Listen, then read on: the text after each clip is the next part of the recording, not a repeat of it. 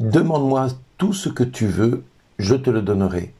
Et il lui fit ce serment, tout ce que tu me demanderas, je te le donnerai, même si c'est la moitié de mon royaume.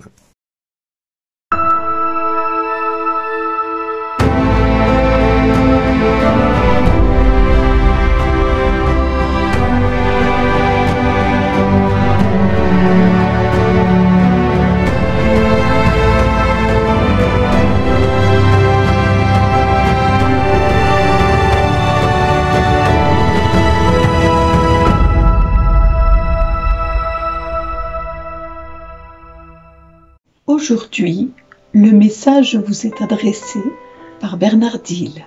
Bonjour les amis, aujourd'hui nous fêtons Jean le Baptiste, le martyr de Jean le Baptiste. Et donc nous fêtons une bonne fête à tous ceux qui portent le prénom de Jean-Baptiste. Ce saint fut le précurseur du Messie et toute sa vie tourne autour de celle de Jésus, de la personne de Jésus, de telle façon que celui-ci voit son existence de précurseur qui va prendre sens dès le sein de sa mère.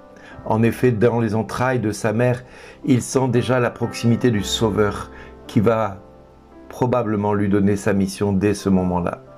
L'étreinte de Marie et d'Élisabeth, ces deux futures mères, va ouvrir le dialogue entre les deux enfants qu'ils étaient. Le Sauveur, lui, va sanctifier Jean et celui-ci va réagir en tressaillant de joie et d'enthousiasme dans le sein de sa mère, au point que celle-ci déclarera à la voix, commence au son de ta voix, mon enfant a tressailli d'allégresse. Preuve que quelque part, Jean le Baptiste reçoit cette mission et il tressaille d'allégresse d'être, dès le début de sa conception, celui qui va préparer le chemin, celui qui va aplanir les routes, celui qui va amoindrir les sommets. Et il va annoncer la venue de Jésus dès cet instant et jusqu'au moment où il va montrer à ses futurs disciples « Voici l'agneau de Dieu » en le désignant du doigt. C'est au crépuscule de sa vie que Jean va également incarner, je dirais, ce qu'il prêchait, cette liberté messianique qu'il avait auprès de ceux qui étaient prisonniers de leur vice. Jean disait à Hérode, par exemple, « Tu n'as pas le droit de prendre la femme de ton frère. En clair, tu n'as pas le droit de commettre l'adultère. » Et la mort du Baptiste va rendre témoignage de son martyre qui est centré en la personne de Jésus. Il fut son précurseur dans la vie, mais également celui qui va annoncer la mort du Fils de Dieu par sa mort elle-même.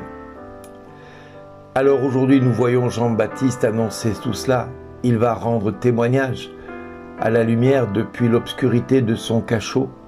Il va rendre témoignage et il va être lui-même appelé à baptiser le Sauveur, lui qui deviendra le Rédempteur du monde.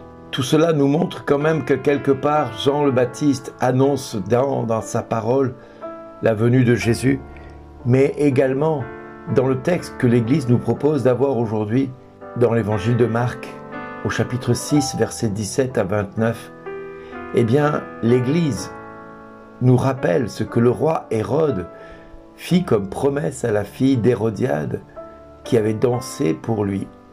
Et devant ses convives, il va déclarer « Demande-moi tout ce que tu veux, je te le donnerai. » Lui, homme, roi certes, mais homme, et pleinement homme, propose à cette femme, cette jeune femme, de lui donner tout ce qu'elle voudra.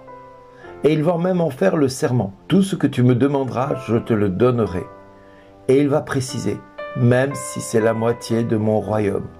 Lui qui est roi est prêt à se priver de la moitié de son royaume parce que cette jeune femme lui a ravi son cœur et lui a tellement réjoui son cœur que celui-ci est prêt à sacrifier son royaume. Celle-ci ne va pas utiliser cette belle promesse pour obtenir peut-être, par exemple, la libération de tous les prisonniers. Non, elle ne va pas non plus obtenir que toutes les personnes qui meurent de faim dans les rues ne meure plus de faim et que la moitié de la richesse du royaume serve à nourrir les pauvres. Non, elle va demander quelque chose de complètement insensé, à croire qu'elle n'a rien dans la tête, cette pauvre fille. Elle va demander, à la demande de sa mère, qui a peur de Jean le Baptiste, la tête de Jean le Baptiste. Et celle-ci, nous dit la parole, va s'empresser de retourner auprès du roi et lui fit cette demande: je veux que tout de suite, tu me donnes sur un plat la tête de Jean-Baptiste. Alors le roi qui avait fait cette promesse de donner la moitié de son royaume est très contrarié, mais à cause de son serment devant les convives, il va accomplir et ne pourra lui opposer aucun refus. Si ce roi est capable d'agir ainsi, imaginez ce que Dieu est capable de faire quand nous lui demandons quelque chose. Pourquoi je vous dis ça? Parce que dans l'évangile de Jean, à plusieurs reprises, au chapitre 14, versets 13 et 14, au chapitre 15, versets 23 et 24, Jésus va annoncer à maintes reprises, et dans d'autres endroits encore, tout ce que vous demanderez au Père en mon nom, tenez-le pour obtenu et vous le verrez s'accomplir. Jusqu'ici, vous n'avez rien demandé. Demandez et vous recevrez pour que votre joie soit parfaite. Alors, à chacun de nous, j'ai envie de nous proposer d'oser de faire une petite liste de demandes auprès de notre Seigneur. Osons lui demander ce que nous désirons de plus précieux. Pas la moitié du royaume, pas la tête de Jean le Baptiste, mais juste ce qui est nécessaire pour que notre joie soit parfaite. Pas pour attrister quelqu'un comme la fille d'Hérodiade le fera, mais pour que la joie soit parfaite dans le cœur des hommes. Alors aujourd'hui, je demande au Seigneur, Père, au nom de Jésus, fidèlement à ce que ton Fils déclare dans sa parole, en vérité, je vous le dis, si vous demandez quelque chose à mon Père en mon nom, il vous le donnera. Jusqu'ici, vous n'avez rien demandé en mon nom. Demandez, vous recevrez, pour que votre joie soit parfaite.